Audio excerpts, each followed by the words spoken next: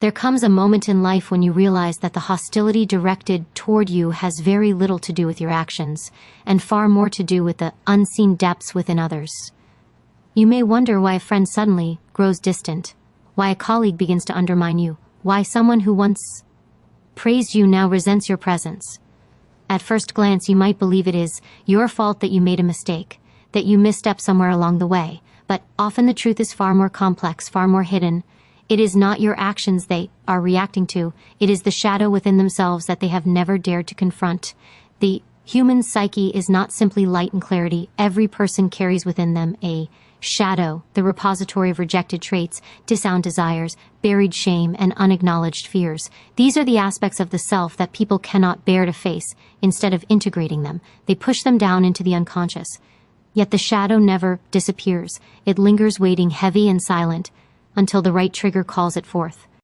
And that trigger, more often than not, is another person. You may become the embodiment of what someone has denied within themselves. Perhaps your confidence highlights the insecurity that they cannot admit. Perhaps your discipline exposes the laziness they have hidden. Perhaps your compassion reminds them of their cruelty, or your freedom reveals the chains they have willingly locked themselves into. When this happens, they do not see you. They see their shadow in you, and they despise it. Hatred, envy, and resentment are often nothing more than projections of the unclaimed parts of themselves. This is why people can treat you like an enemy without you ever harming them. They wage war not because of your actions, but because your existence unsettles their illusion. You become the mirror that shows them who they are, and that reflection is unbearable. Instead of facing their own darkness, they attempt to destroy the mirror. They speak against you, sabotage you, or distance themselves from you, believing that by removing you, they can remove the shadow. But the shadow follows them everywhere, whispering, waiting, demanding recognition. Understanding this dynamic changes everything. It allows you to stop taking hatred personally. When you see clearly, you realize they are not fighting you. They are fighting themselves. They are not repelled by your essence, but by the part of their essence they have buried and disowned. You simply became the stage upon which their inner conflict is projected. Think of the person who ridicules kindness. Beneath the mockery is often a shadow, filled with unhealed wounds from neglect, a longing for tenderness they never receive. Think of the one who despises confidence. Beneath their hostility lies a shadow suffocated by doubt, a self-image so fragile that another's strength feels like an insult. Think of the individual who cannot tolerate another's freedom. Their shadow carries chains of fear and obedience, a suffocating need for external approval. When you stand in your light, you bring their darkness into focus, and many would rather blame you than look within. This is why the shadow is so dangerous. It convinces people that what they hate in others is real, when in truth, it is only a reflection of themselves. It is easier to attack the external than to acknowledge the internal. It is easier to criticize another's success than to admit one's own passivity. It is easier to condemn someone's authenticity than to confront one's own false identity. But you must also recognize that the shadow is not only in others, it is within you as well. Just as you awaken discomfort in others, others awaken discomfort in you. The traits you despise, the people who irritate you, and the qualities you mock. All of these may point toward your own unclaimed shadow. To deny this is to live in blindness, forever blaming, forever projecting. To see it is to begin the work of integration, the work of making peace with the darker corners of your being. The shadow within others will continue to operate silently, shaping their judgments, distorting their perceptions, guiding their hostility. They may never realize that you are not their enemy, but their mirror. They may never understand that what they despise in you is the unhealed wound in themselves. Their struggle may remain hidden, their projection unacknowledged, their hostility unexplainable. But if you see it clearly, you will no longer be deceived by appearances. You will know that beneath the mask of hatred, beneath the eruption of envy, beneath the wall of rejection, there is a shadow that refuses to be seen, and it is that shadow that speaks through them, not their conscious self. Authenticity is one of the most disarming forces a human being can embody. To be authentic means to live without the constant need for masks, to speak with a voice that is not borrowed, and to act in alignment with one's inner compass. Yet as liberating as authenticity feels, to the one who embraces it, it often awakens resistance, hostility, and even hatred in others, because authenticity is not just a way of being, it is a mirror that exposes falsiness. And when you step into your authentic self, you unknowingly challenge the illusions others depend upon for survival. Many people live behind masks. They construct identities that are palatable, roles that win approval, personas that shield them from rejection. These masks become armor against the world, disguises carefully maintained to keep insecurities hidden. But the presence of someone authentic destabilizes that armor. It reveals the fragility of the mask. It makes the carefully constructed identity feel weak, hollow, and temporary. And this is why authenticity is often perceived as a threat. When you are authentic, you remind others of what they are not. You remind them of compromises they've made, the truths they've silenced, the roles they've played just to belong. Your presence becomes a silent confrontation. They do not hear you say you are not real. Yet something in their unconscious registers. It registers it as danger, and danger awakens defense. That defense often appears as rejection, criticism, or contempt toward the one who simply dares to live truthfully. This is why authenticity can feel isolating. You wonder why people withdraw, why some turn cold, why others subtly undermine your presence. It is not always because of who you are, but because of the way your authenticity disrupts their illusion. To them, you become intolerable, not for any harm you've done, but for the way your being challenges the stability of the roles they cling to. Consider how unsettling it is to encounter someone who refuses to conform.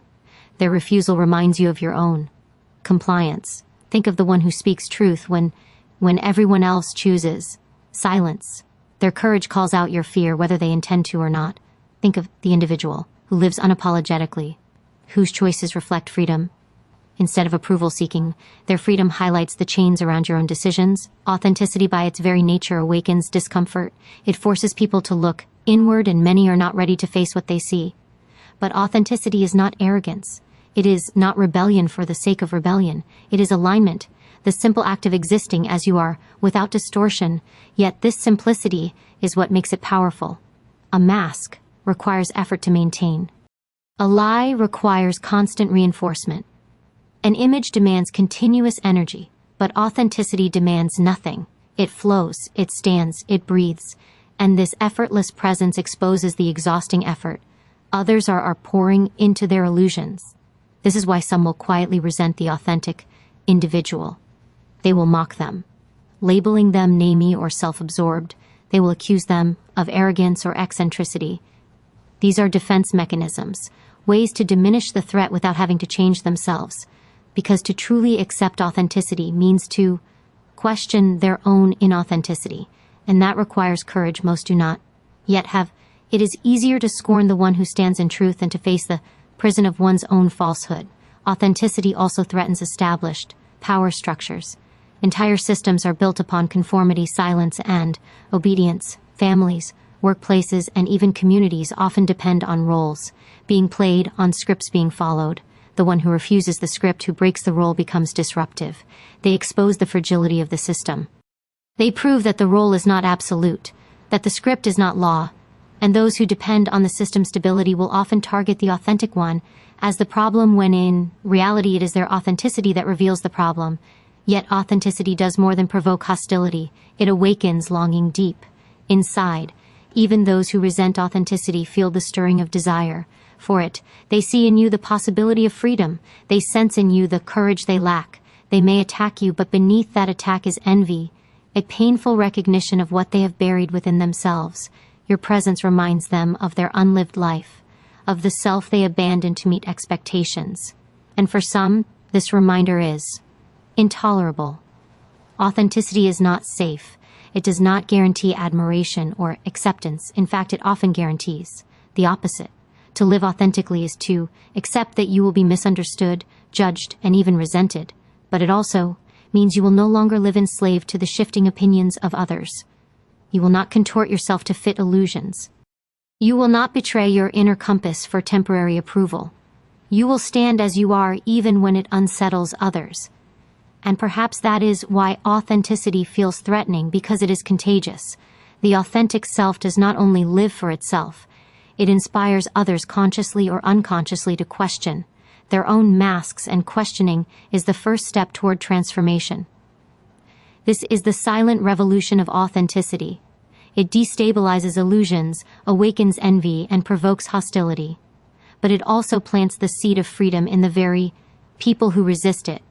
A human interaction is rarely as simple as it appears on the surface.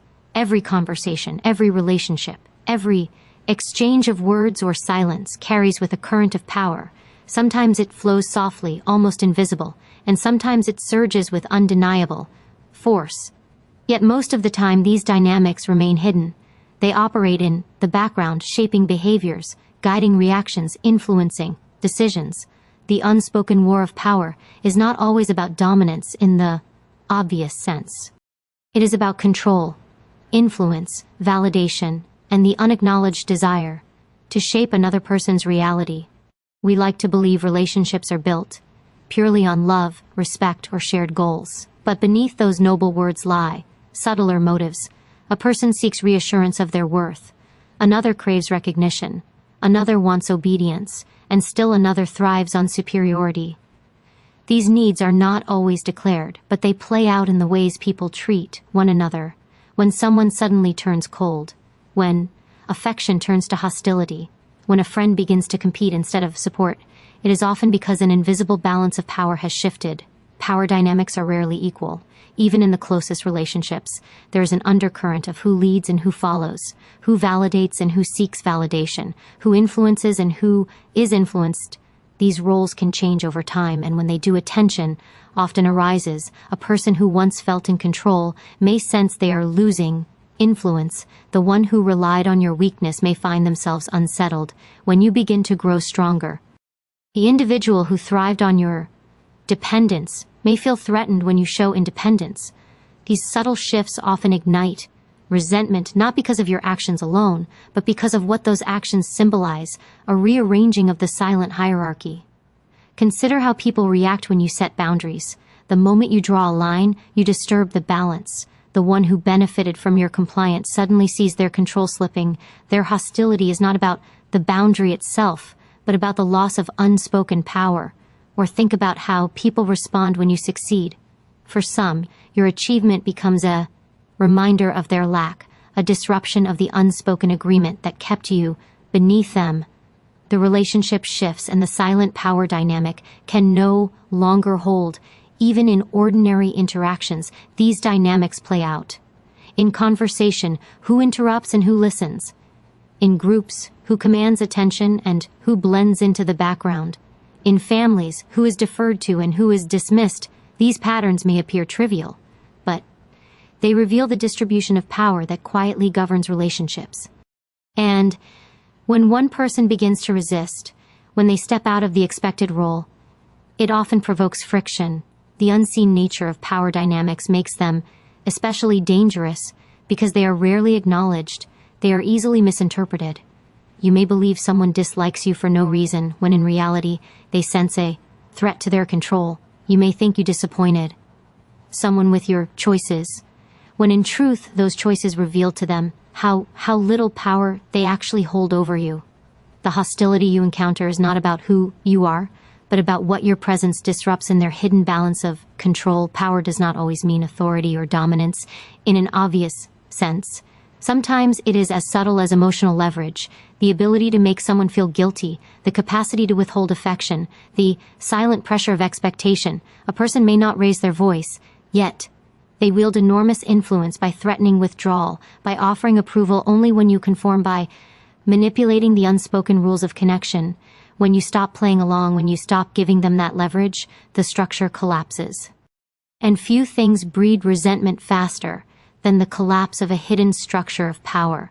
To recognize these dynamics is to understand that conflict is often not about surface disagreements.